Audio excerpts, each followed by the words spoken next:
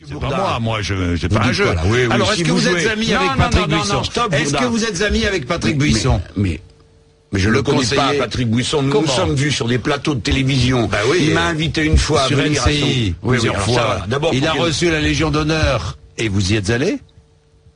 Des mains de Nicolas Sarkozy. Voilà. Est-ce que les auditeurs peuvent savoir pourquoi vous me parlez de Monsieur Buisson? Parce que vous êtes ami avec lui. Monsieur Buisson, c'est le conseiller très à droite. Mais qu'est-ce que c'est que cette invention? Vous êtes un colporteur de quoi? Non, je vous pose. Mais vous avez encore beaucoup de ragots comme ça. Je pose la question. Vous croyez que dans la présidentielle, ce qui est intéressant, c'est de savoir si je suis l'ami de vos mondanités? Mais Monsieur Bourdin?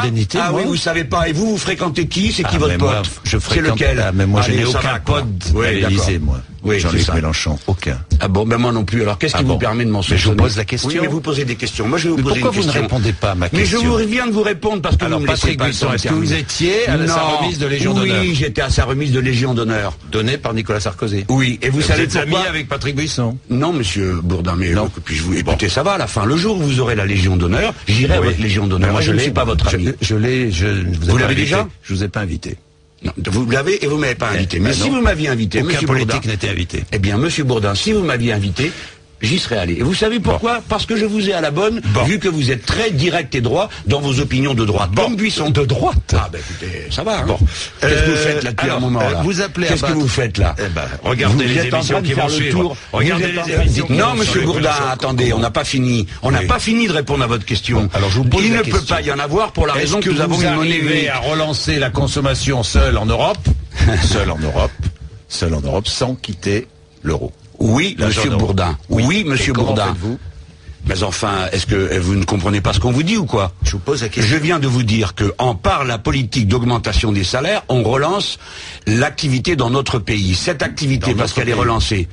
Oui, mais monsieur Bourdin, dès lors, la machine se remet en route partout. Et nous ne sommes pas, contrairement à ce que vous avez l'air de croire, un certain nombre, pas vous, monsieur Bourdin, qui êtes un saint, mais tous les autres, n'est-ce pas? Ils ont l'air de croire que nous sommes les petits pouilleux, qui sommes là et qui venons demander poliment aux Allemands, au gouvernement conservateur allemand, la possibilité de faire que la Banque Centrale Européenne nous prête directement, qu'on fasse des investissements. Non, nous sommes la deuxième puissance économique du vieux continent. On ne fait rien sans nous, et donc on ne fait rien contre nous. Vous comprenez, monsieur Bourdin? Par conséquent, quand nous demandons, nous Français, quelque chose, on doit au moins écouter ce qu'on raconte. Et ce que nous avons à dire, nous, aux Allemands qui vont voter en octobre prochain, aux Grecs qui vont voter en mai prochain, ce que nous disons, c'est il faut relancer l'activité en Europe, parce que sinon c'est la catastrophe. Et si c'est la catastrophe, les deux fois précédentes où ça a été la catastrophe, ça a été la guerre, et la deuxième fois en plus la Shoah. Et cette fois-ci, vous êtes déjà en train de montrer du doigt toute une partie de la population sur le vieux continent, et cette population sont les musulmans que vous avez dans la cible de votre viseur. Je dis tout ça avec une horreur qui est en train de se préparer. Si vous ne m'entendez pas, vous pouvez vous moquer de moi,